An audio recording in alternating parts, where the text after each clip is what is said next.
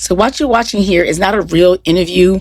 It is a walking ambush, a gotcha attempt by a journalist from Mike Lindell's YouTube channel, who trailed Minnesota Congresswoman Ilhan Omar through the halls of Congress with questions not necessarily designed to get answers, but rather to get a soundbite, a stumble, a viral moment that's going to be used against her later. Now, this video went viral because it completely backfired in a major way. The exchange lasted under 2 minutes, and I think what's known for it is because she's maintained her composure, she stayed calm, she never raised her voice, and that's actually what helped them spread. Like, it was like a total read moment, and it went viral not just because she was sharp and maintained her composure, but she responded to the questions without escalating, because she did not do several things. Like, she didn't take the bait. Clearly this woman was antagonizing with these questions, but what happens is the attempt to humiliating Ilhan reversed itself, and it was a trap that actually turned into an advertisement. So thank you, Mike Lindell. If anyone didn't know who Ilhan Omar was before this viral moment, they do now. So essentially you kind of like handed her the opportunity to introduce herself to millions of Americans. It amplified her, it put her back in the conversation at the exact moment when the president is attacking her state. Has been attacking her for a long time. But anyway, bravo, Mike Lindell, for this free distribution, because had you just left her alone, she would have just stayed in her lane, head down, focused on her work. Instead, you handed her virality, visibility, elevation, all in one clip. So on the other side of this intro, I'm going to tell you precisely what Ilhan did, right? And how you can use that, not if you are the recipient of an ambush type of attack, or if you are a journalist and you are in the position to interview some of these Trump sycophants, which I have some thoughts on the other side, but just for regular folks, if you just regular people who are still hanging on to the MAGA, or just people who you suspect are MAGA, or folks who are apolitical and questioning the both siders, something you can do when you hear certain things from the both siders, you can actually learn from Ilhan's brilliant takedown in this video. So let's listen to and watch it. It's very under 2 minutes, and let's talk on the other side. Congresswoman, Republicans have repeatedly stated that you committed immigration fraud. Are you at all worried about a formal investigation that could perhaps lead to your deportation? Well, you're one of those people. I don't know what that means, but are you at all concerned? Do I look concerned? I guess not. Okay. All right. What about the Minnesota fraud hearing? You didn't show up for that. Do you think you should have? Why should I have? Well, it happened in your state. Don't you want to defend your position? There were people from my state that were there. Okay, but why not you? I mean, there's allegations that you're complicit in the fraud. Wouldn't you want to show up? Why would there be an allegation that I'm complicit? How would I be complicit? Well, what about Tim Do Walz? you just ask stupid questions? Is this your thing? I'm curious to get your thoughts. I mean, there's a lot of controversy around the issue. $9 billion in fraud in the state of Minnesota. $9 billion? You don't think so? Really? Yeah, and counting. Probably more, honestly. You think that's fake news or what? That is more than half of the resources that are allocated. Okay. So you genuinely, like, your brain has told you that it is possible for half of the resources. I'm just going off of what for our public service to, like, half disappear, is what you're saying. Countless Minnesota state representatives, whistleblowers have come listen forward. to yourself, though. I'm Like, trying. just think about that for a second. Maybe if you showed up at the hearing, you would know that just think whistleblowers about are that being for a second. retaliated against for exposing the fraud. Why is that? Why are they being tracked and just traced? think about what you're asking. Who is tracing whistleblowers? Minnesota state officials, Tim Walz, anyone who dares to speak out against the government. Tim Walz is doing something to Yeah, whistleblowers? why is Tim Walz stepping down if he's, innocent? Why isn't he running for re-election? Because he's had 8 years to serve as our great governor. He was going to be vice president of the United States if Kamala won. Yes, and he would have been an excellent vice president. now he's stepping much down. better than the person we have right now. And now he's stepping down as governor. Any comment on that? You don't think he's maybe complicit? He is focusing on trying to make sure our state remains great. All right, have a nice day. Thank you. You too. Please read. So you see what I was talking about. So here's why it's brilliant. Is one, the reporter started off just sort of like dismissive, and it was like an attack. It's just saying, they're going to take away your citizenship. And she was just like cut and dry. It's like, I'm not worried. And it's kind of like, it set the tone. It's kind of like, okay, I'm a serious person. This whatever thing you're trying to do, oh, you're one of those folks. I love that. Portia's, oh, you're one of those folks.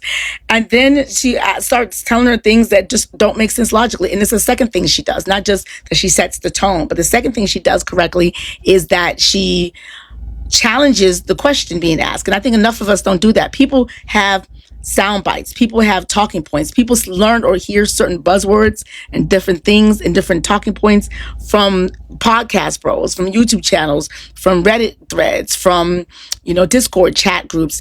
And they don't really formulate or have a fully thought out, comprehensive, cognitive, understanding, critical understanding of the topic, but they know the soundbite and they just swallow it whole.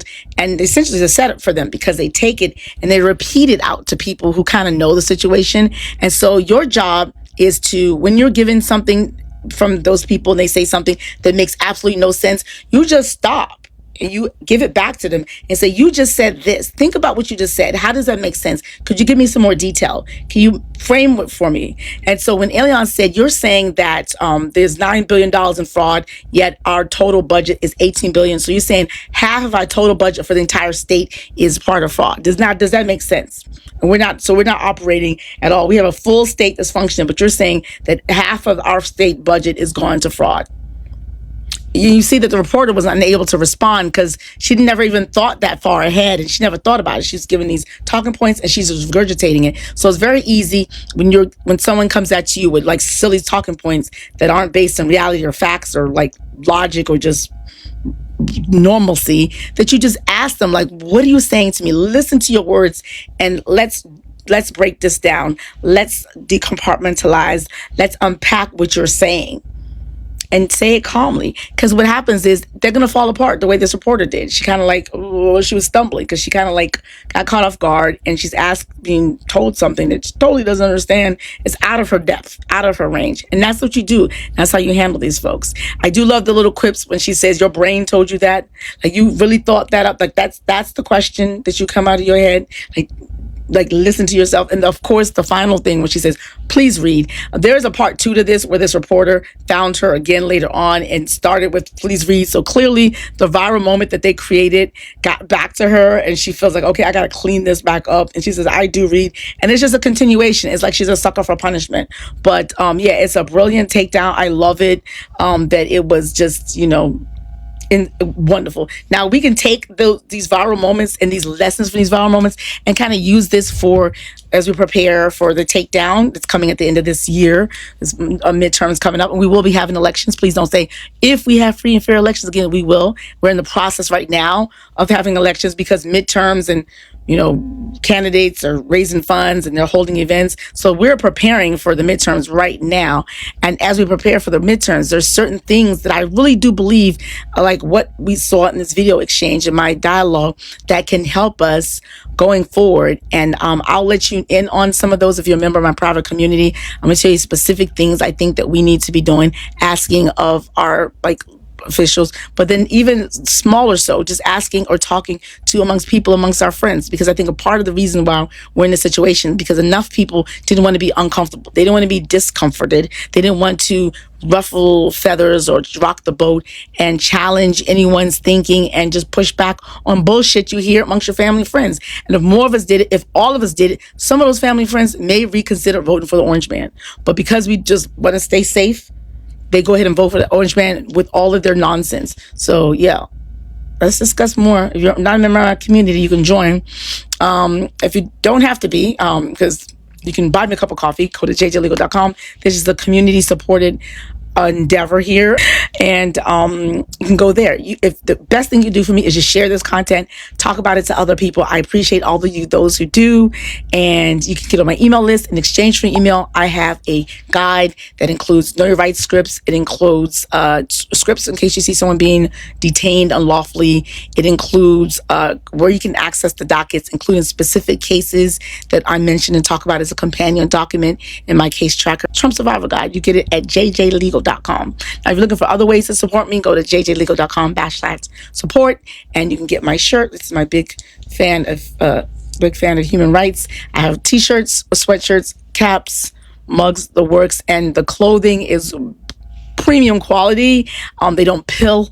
They don't shrink much in the wash. I've washed them several times. The colors are still vibrant. There's no pilling, and they're great conversation starters. Like everywhere I go, it's a subtle nod and wink, and people smile. And sometimes people let me go in front of them in line. Other times people give me an extra dollop of like whipped cream at a coffee shop, and folks just let me know that they really love that message. Is a great way to find community, and subtly, because it's not really too loud like some other shirts are like, this is my politics. It's like a subtle way to signal your politics. And yeah. Change the legal, each one teach one. Share this video so more people know. And yeah, brilliant job. Keep going. I hope you enjoyed that analysis.